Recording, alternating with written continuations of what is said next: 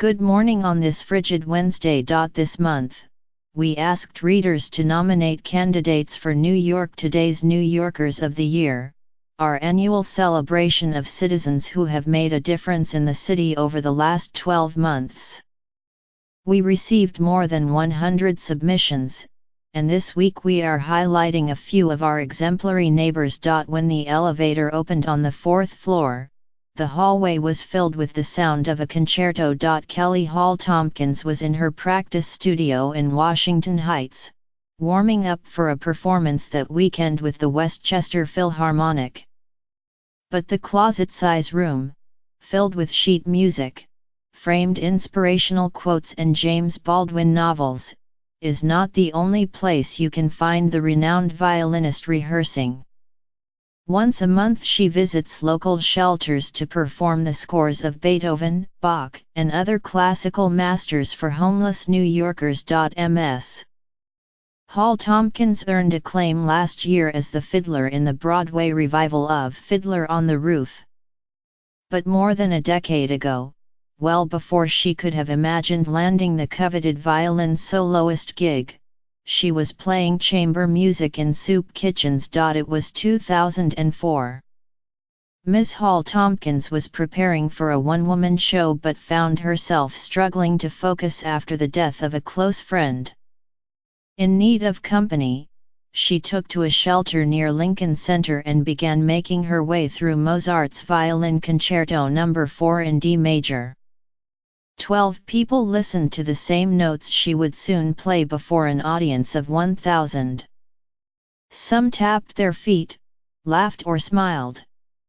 Others, who told the violinist they had never heard classical music before, cried, "You can reach people in this situation on a deeper level, sometimes, than ticket-buying audiences," Ms. Hall Tompkins said.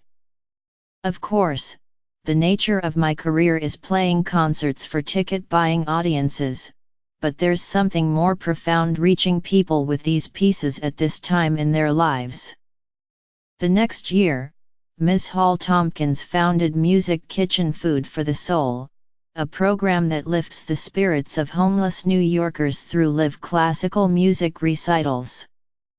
The intimate performances, which take place not on celebrated stages but in worn community rooms of shelters, have become a therapy of sorts for those who listen. It's a teeny-tiny program, but it's been doing very impactful things, said Ms. Hall Tompkins, who has since inspired nearly 200 chamber musicians, including Emanuel Axe, to join her for Music Kitchen performances in Manhattan, Brooklyn, Los Angeles, and Paris. "It's hard now to see where my career ends and Music Kitchen begins." She has transformed the Holy Apostle Soup Kitchen in Chelsea into a 19th-century concert hall with Brahms. During one performance of his sextet in G major, they were cheering like it was a sports game, Ms. Hall Tompkins said of the roughly 1,000 people in the room. "By the time we actually reached the end, they cheered like it was the winning point at the Super Bowl, and it was incredible." Classical music can reach people in a way that other genres cannot because it has a bigger harmonic palette, and a harmonic palette corresponds directly to every emotion that we feel as human beings, Ms. Hall Tompkins said. "Classical music will take you through so many different iterations of all of the complexities that we feel as human beings. Homeless adults are an underserved audience," she added. "A lot of programs we have catered to children, they're still coming up and there's still hope for them, but there's a bleakness and a sense of hopelessness that sometimes people take on in the shelter as adults," Ms. Hall Tompkins said. "It's really important that they have the opportunity to be so moved." At one recent concert in an immigrant educational center in Brooklyn, Ms. Hall Tompkins led a sing-along for the famous fiddler number Sunrise, Sunset. "How many people have ever been to a Broadway show?" she remembered asking the audience. "Only one person out of a room of 70. How many people have ever heard of Fiddler on the Roof? Just one, the same man. How many people have ever heard classical music before? Again, just one. She passed around the lyrics and sang the words while playing the melody. Those who watched her hesitated at first. It was the most amazing thing I've ever seen, Ms. Hall Tompkins said. You could hear this little din that started, and by the time we got to sunrise, sunset, she interrupted herself, singing and swaying to reenact the moment. People from completely different, non-Western cultures really connected with the timelessness of those words. It just transcended time, place, culture, everything, she said. I played that show for 13 months and I never quite connected with the words and how profound they are until that moment. Here's what else is happening if you're curled up next to the fire as you read this.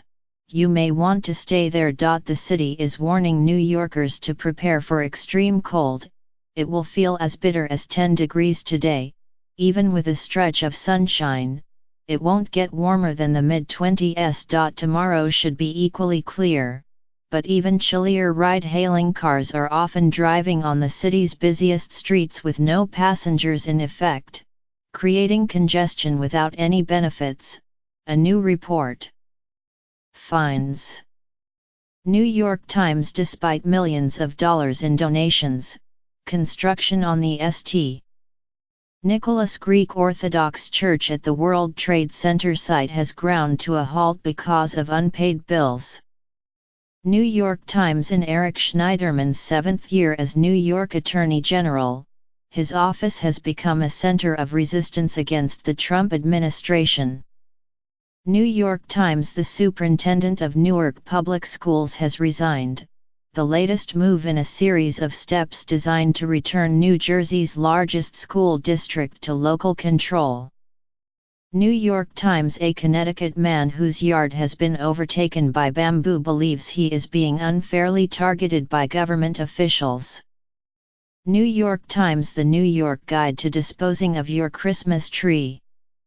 New York Post. A Brooklyn woman who runs the business Happy Dead Rats claims she'll kill any 5 rats for $15, or 5 rats in your neighborhood of choice for $25. Moneyish health problems derailed a young Bronx woman's plans, forcing her to take time off from work and school. Now, she is slowly getting her life back on track. New York Times. Today's Metropolitan Diary, always running for a global look at what's happening. See your morning briefing. Novice, intermediate, and advanced jumpers can join an annual double Dutch tournament at Lost Battalion Hall Recreation Center in Queens. 9:30 a.m. to 5 p.m. Free Frozen fans can dress up as their favorite characters, join a costume parade and sing along, and watch the film during family movie night at St. George Theatre on Staten Island. 6 p.m. $20 families can celebrate Kwanzaa with several days of festive activities including arts and crafts, story time, and more at the Brooklyn Children's Museum in Crown Heights. Times vary. $11. Looking ahead, on Friday and Saturday, adults can see the holiday train show after hours with cocktails and live music as part of bar car nights at the New York Botanical Garden in the Bronx. Devils host Red Wings, 7 p.m. Message +2. Icelanders host Sabres, 7 p.m. Message Plus. Rangers host Capitals, 8 p.m. NBCSN. Knicks at Bulls, 8 p.m. Message. Nets at Pelicans, 8 p.m. Yes. Alternate side parking remains in effect until New Year's Day. For more events, see the New York Times's Arts and Entertainment Guide. New York Today is a morning roundup that is published weekdays at 6 a.m. If you don't get it in your inbox already, You can sign up to receive it by email here. For updates throughout the day, like us on Facebook. What would you like to see here to start your day? Post a comment, email us at newyorktoday@newyorktimes.com, or reach us via Twitter using number NYToday. Follow the New York Today columnists Alexandra Levine and Jonathan Wolfe on Twitter. You can find the latest New York Today at newyorktoday.com.